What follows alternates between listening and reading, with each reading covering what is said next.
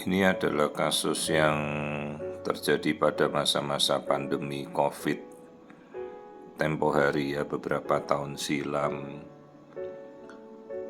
di mana si ibu ini baru saja pertama kali kontrol ya, seingat saya masih waktu di minggu ke-28.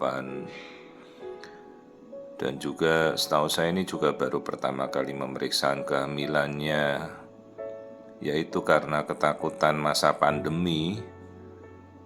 Dan ternyata dia dalam kehamilan sendiri tidak pernah kontrol dan memang akhirnya terpapar oleh infeksi COVID SARS-CoV-2 ya. Dan ingat pada masa-masa itu kan cuma hanya beraninya diisolasi tanpa berani kontrol kandungan. Dan akhirnya setelah dia paparannya negatif baru dia periksa. Waktu itu tidak mendapatkan terapi antivirus juga, pada masa itu juga vaksinasi dia tidak lakukan ya, semuanya kan karena ketakutan ya. Pada masa-masa pandemi itu kan memang virusnya menakutkan banget.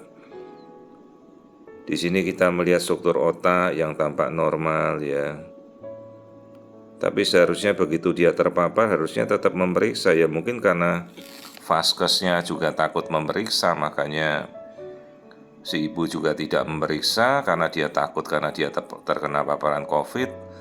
Dia juga tahu bahwa vaskes suatu saat itu juga tidak ada yang buka ya, karena semuanya pada lockdown, pada tertutup semua ya. Ingat di masa-masa itu. Dan ingat sebenarnya virus ini masih ada sampai sekarang ya, dan apabila memang terpapar, ayolah konsultasi ke dokternya, jangan diam saja, tapi diperiksa yang benar. Nah ini begitu kemudian saya melihat, ini kan dari daerah wajah semuanya normal, tadi kita lihat jantung, ternyata jantungnya ada masalah. Ini lensa matanya bagus, normal ya. Nah sekarang kita ke rongga dada, perhatikan. Ini kan bukan rongga dada yang normal. Lihat itu rongga dadanya hitam, semua itu air. Jadi ini adalah hidrotoraks ya. Jadi sampai paparan virus itu masuk ke dalam tubuh bayi. Jadinya bayinya hidrops, membengkak, terisi cairan, lihat itu. Jadi yang melayang di tengah itu ya jantung dan paru-paru. Jadi ini bayinya terpapar infeksi ibunya sendiri ya. Ya tentu kabar yang buruk ya bagi ibunya waktu itu. Dia juga bukan pasien saya. Dan setelah itu kan dia tidak tahu kemana, saya sendiri tidak tahu, kita tidak memfollow up, dia juga tidak pernah kontrol. Ya, dan juga seingat saya juga itu pernikahan yang waktu itu kapan ya sudah, apakah memang dia pernah kontrol hamil? Setahu saya tidak ya, tahu-tahu 28 minggu baru tahu kehamilan terus kontrol. Ya, jadi isi rongga dadanya air semua, cairan semua. Ya, paru-parunya sampai melayang di tengah cairan. Harusnya kan rongga dada itu ya padat ya, tidak ada cairan, tidak ada efusi cairan di situ.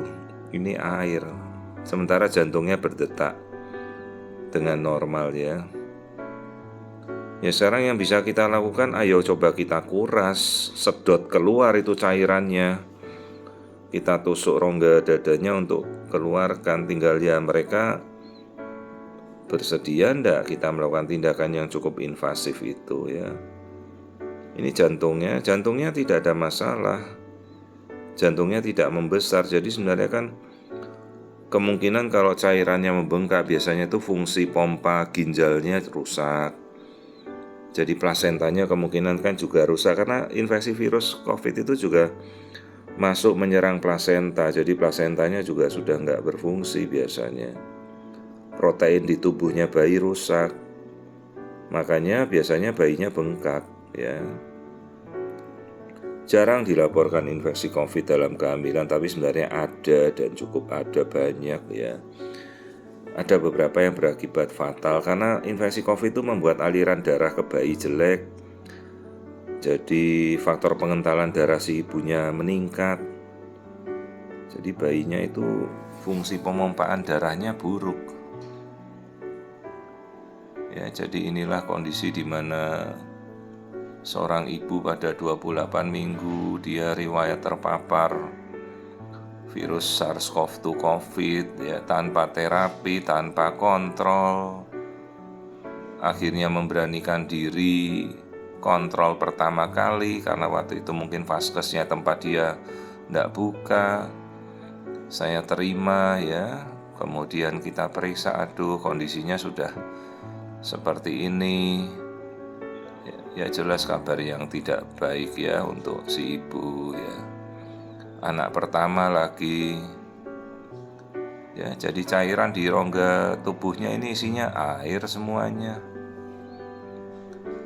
Ya sampai kemungkinan kan nanti kalau lahir kan paru-parunya apa bisa berkembang kalau cairannya tidak kita keluarkan. Ya, jadi inilah kasus hidrofetalis, asites. Ya, plasentanya sudah membengkak, plasentanya membesar. Ini cairan semua di rongga dadanya. Jadi air itu berwarnanya hitam, yaitu air semua. Ya, saya sendiri tidak tahu kelanjutan kasusnya karena si ibunya tidak pernah kontrol. Ya, cuma sekali pertama kali kontrol di saya dalam kondisi penyintas COVID tanpa terapi apapun, tanpa kontrol apapun. Jadi kalau kita tahu kan harusnya ya kita berikanlah antivirus, kan ada jenisnya pada masa itu seperti favipiravir, oseltamivir, semuanya tidak kita ketahui waktu itu. Jadi pada ibu-ibu yang memang terpapar pada masa sekarang dengan COVID, hati-hati, tetap selalu pastikan gejala Anda demam, pilek, nyeri tulang itu sudah gejala COVID. Kapan saja bisa muncul. Untungnya kan sekarang sudah jauh lebih reda ya, tidak zaman seperti pandemi dulu, tapi tetap ada loh ya, tetap ada sampai sekarang. Untungnya kan kita sudah tervaksin ya, dan sudah ada kekebalan alami di masyarakat kita. Jadi infeksi-infeksi yang parah seperti ini seharusnya sudah jarang terjadi lah. Ya, ini kandung kencingnya normal. Air ketuban malah jumlahnya bagus, cukup. Tapi plasentanya membengkak ya, karena virus itu berkumpulnya di plasenta semua. Dia benteng terakhir sebelum ke bayi ya di plasenta. Jadi plasentanya pasti sudah kena, terinfeksi semua ini plasentanya, ari-arinya itu. Nah ini kita lihat kaki, lututnya ya semuanya bagus. Ya kita nggak tahu perkembangannya, apakah bayi ini kemudian tertolong atau tidak, saya tidak tahu ya. Karena sekali kontrol habis itu sudah menghilang, saya nggak tahu lagi kemana pasiennya.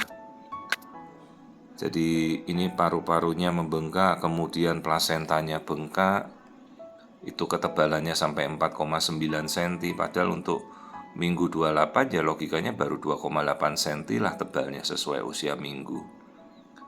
Nah ini struktur otaknya bagus ya. Otak tidak ada yang kena. Cuma kan kita tidak tahu paru-parunya bayi itu berkembang apa tidak ya. Ingat pada masa-masa zaman infeksi COVID dulu kan, begitu terpapar virus COVID itu kan paru-paru penderita COVID-nya kan langsung hancur ya. Nah ini pada waktu itu terpapar masuk ke bayi dari seorang ibu penyintas COVID, ibunya selamat. Ya, tapi kan bayinya yang kena. Jadi perhatikan pada ibu-ibu yang hamil, kalau terjadi infeksi COVID tetap harus waspada, jangan cuek saja ya. Isolasi iya, tapi terapi juga harus diberikan ya, hati-hati. Inilah penyintas COVID pada kehamilan.